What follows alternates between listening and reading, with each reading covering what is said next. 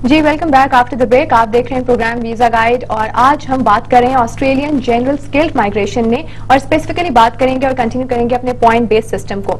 Number है 0423630946 जिसके ऊपर आप हमें कॉल कर सकते हैं और लाइव अपने क्वेश्चंस जो है हमारे से पूछ सकते हैं और हम आपको देंगे उनका आंसर। और ब्रेक पे जाने से पहले पैकेज जो हमने अभी दिखाया अपडेट से रिलेटेड, उसमें एक बहुत बड़ी इंपॉर्टेंट चीज थी, वो ये है कि यूके में जो आपके रिफ्यूजल आ जाता है उसके बाद जो आप अपील करते हो तो उसके फीस स्ट्रक्चर के बारे में कुछ ब्रीफिंग थी। हाँ जी, उसमें यह है कि पिछले प्रोग्राम्स में हमने शेयर किया था कि रिफ्यूजल्स अगर होंगे तो अपील जब आप करेंगे तो उस पर चार्जेस हुआ करेंगे। जी बिल्कुल, और वो स्पेसिफाई तब तक नहीं हुए थे। उस वक्त तक ये जो था पॉलिसी पूरी क्लियर नहीं हुई थी। इसमें दो तब्दीलियां, दो बेसिकली हैं चेंजेस जो अभी आई हैं। वो ये है कि अगर तो आप पेपर पे हियरिंग चाहते हैं, अपनी अपील लिख के भेजी तो आप, और सिर्फ अब जो अपील भेजी जा सकती है वो डायरेक्ट फर्स्ट टीयर ट्राइब्यूनल को भेजी जा सकती है। लोकल जो आपका कंट्री का जो हाई कमीशन है वो वसूल डायरेक्टली आप उनको सेंड कर डायरेक्टली वहां पे भेजेंगे।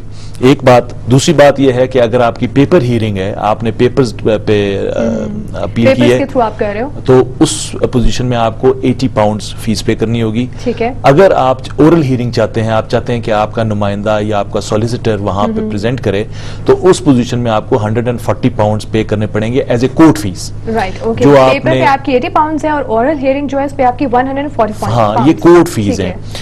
इसमें अगर आपके सॉलिसिटर को जो आपने पे करना है वो इसमें शामिल नहीं है।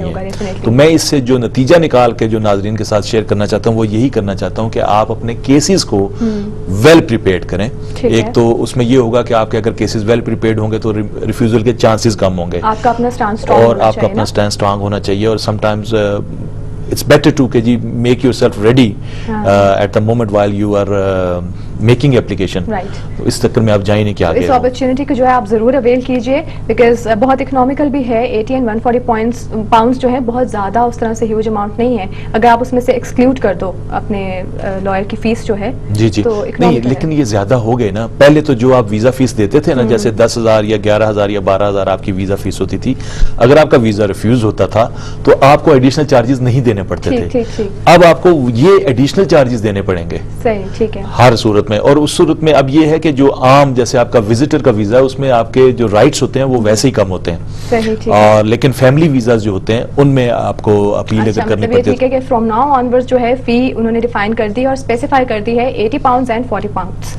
एक कॉलर हमारे साथ, उनसे बात करते हैं। हेलो, अस्सलाम वालेकुम। वालेकुम अस्सलाम जी, कौन बात कर रहे हैं, कहाँ से? मैं मस्कत से बात कर रहा हूँ, उस्मान। मस्कत से कौन बात कर रहे हैं? लश्कर से उस्मान। उस्मान, कैसे हैं आप? ठीक ठाक। मेरा एक क्वेश्चन है कि मैंने पहले अप्लाई किया था ऑस्ट्रेलिया के लिए ना, तो मेरा भी रिजेक्ट हो गया था ऑस्ट्रेलियन बेस पे। अब मैं दोबारा नो लेटर से अप्लाई कर सकता हूँ, उसका मसला कोई नहीं ना होगा उसके लिए? ये मैंने कंफर्म करना था। और पॉलिसी का बता दें क्या फर्दर वीजा टाइमिंग क्या है, स्टूडेंट वीजा की अब क्या है वो। चलें, ठीक है, okay, thank you so much for your call. ये उस्मान थे डस्का से बेसिकली। जी जी, ठीक है। और इनका क्वेश्चन हमें सुना ऑस्ट्रेलिया के बारे में, इनका क्वेश्चन है और इनकी पॉलिसीज वगैरह इनको डिफाइन करनी है हमें बेसिकली कि स्टूडेंट से रिलेटेड क्या पॉलिसीज हैं, स्टूडेंट वीजा से रिलेटेड। स्टूडेंट वीजा के हो या कोई भी दूसरा वीजा हो, हम जो इन्फॉर्मेशन शेयर करते हैं वो इस मौके पे तो ठीक होती है, रेलिवेंट और अप टू डेट होती है, लेकिन हमेशा मैं ये कहा करता हूँ कि आप रीसेंट अपडेट्स जो हैं वो वेबसाइट्स, जो गवर्नमेंट की ऑफिशियल वेबसाइट्स हैं उनसे आप जरूर लें। इनका वीज़ा पहले अगर रिफ्यूज़ हुआ है तो जिन बुनियाद पे रिफ्यूज़ हुआ है उन बुनियाद को क्लियर करते हुए ये हमेशा रीअप्लाई कर सकते हैं। एक दफा रिफ्यूज होने का ये मतलब नहीं होता कि आप दोबारा अप्लाई नहीं कर सकते, लेकिन अप्लाई आपको तब करना चाहिए जब आप फुली कॉन्फिडेंट हो, आप खुद ये समझें कि जी अगर आप इस पोजीशन में हो तो वीजा दे देंगे। किसी शक के साथ जो है ना वो ना करें, आपको अपनी साइड पे कोई शक। हाँ बिल्कुल, आपको you have to be confident कि जी मैं खुद अगर इस पोजीशन में हूं तो मैं वीजा दे दूंगा। जो पॉलिसीज वगैरह हैं उसमें एक मेजर चेंज जो आई है वो यही आई है कि जो बाकी तमाम में जो ऑस्ट्रेलिया की फीस थी वो बड़ी हैं, लेकिन स्टूडेंट वीजा में जो फीस है वो 535 पे आ गई है, जो कि पहले ज्यादा थी। रिलैक्स किया, नॉट ओनली वो रिलैक्स किया है बल्कि इसके अलावा भी स्टूडेंट्स का जो रास्ता है उसमें फर्दर ईज करेंगे। अच्छा, अभी वो फर्दर ईज करेंगे इसको। ईज कब तक आएगी? वो ईज चल रही है रेगुलर, मतलब अच्छा, अपडेट्स अगर आप उनकी जो वेबसाइट है www.immmi.gov.au इसको आप रेगुलर विजिट करें, रेगुलर विजिट करें, उस पर रीसेंट अपडेट्स देखें, तो उस पर आते रहते हैं और स्टूडेंट्स के लिए काफी फैसिलिटेट किया जा रहा है। वेबसाइट का लिंक जो हमने मेंशन किया है इसको आप रेगुलरली विजिट करें और आपको जो भी सारे रेलेवेंट अपडेट्स हैं वो फ्रॉम टाइम टू टाइम आपको मिलती जाएंगी। एक और कॉल है हमारे साथ, उनसे बात करते हैं। हेलो, अस्सलाम वालेकुम।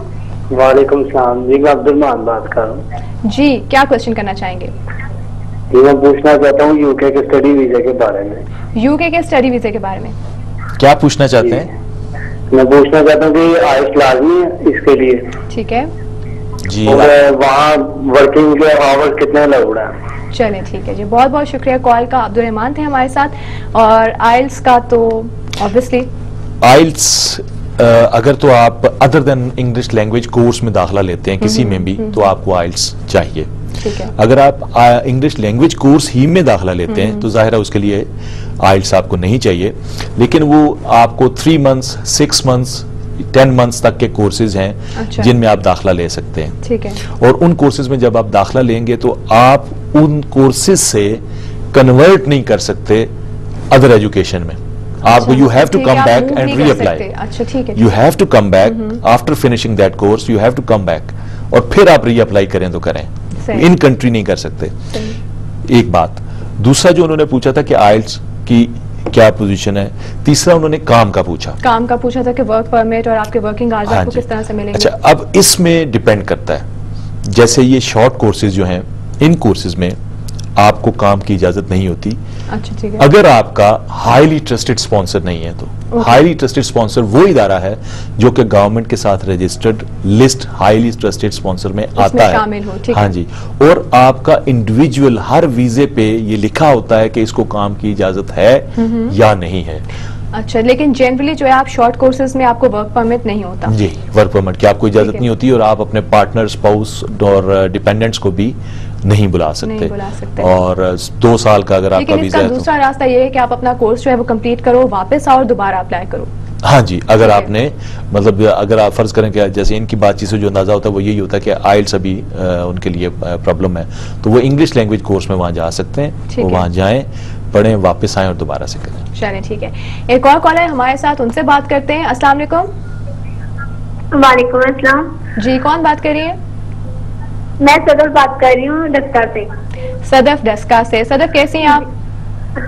बिल्कुल ठीक ठाक, आप कैसी हैं? जी बिल्कुल ठीक ठाक। क्वेश्चन बताएं। आपका शो बहुत अच्छा जा रहा है और मुझे ना ये सर से एक क्वेश्चन करना था। जी जी।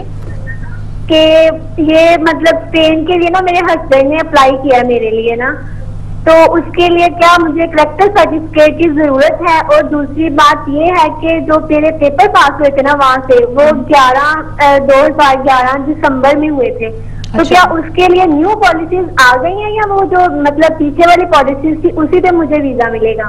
चलें ठीक है। स्पेन के बारे में इनका क्वेश्चन था। Thank you so much for your call.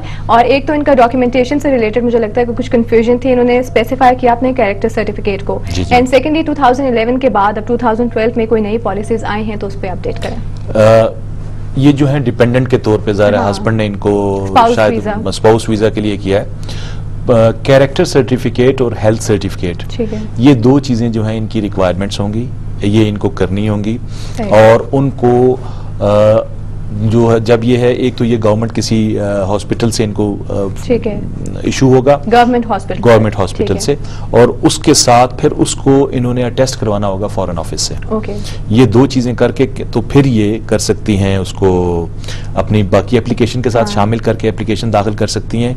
As such कोई बड़ी चेंज नहीं है स्पेनिश सिस्टम में 2011 और 2012 में, बिकॉज़ अभी तो 2012 स्टार्ट ही हुआ है और मेरे ख्याल से अभी बहुत सारे कंट्रीज जो हैं वो भी रिवैम्पिंग प्रोसेस में हैं। जी जी बिल्कुल है। ठीक है। स्पेन थोड़ा सा क्राइसिस में भी है, लेकिन ये सच कोई पॉलिसीज में इतनी बड़ी चेंज नहीं है। अच्छा ठीक है। बेसिकली इनकी डॉक्यूमेंटेशन से रिलेटेड जो आंसर था वो ये है कि कैरेक्टर सर्टिफिकेट और हेल्थ सर्टिफिकेट जो है इनको अटेस्टेड वो अटैच करना होगा अपनी एप्लीकेशन सुपर लीगलाइज्ड। ठीक है। अब हम चलते हैं अपनी डिस्कशन की तरफ और स्टार्ट हम कहां से करें आज? स्टार्ट हम करते हैं पिछला जो हमने काम शुरू किया होता उसको खत्म करते हुए कि अब जब जैसे हम मार्क्स की बता रहे थे कि हर चीज में क्या क्या मार्क्स आपको मिलते हैं, तो जो लास्ट मार्क्स थे वो थे studying and living in regional Australia. अगर आप रीजनल ऑस्ट्रेलिया में रहते हैं तो उस पोजीशन में you can claim 5 marks. Into that, ठीक है जी।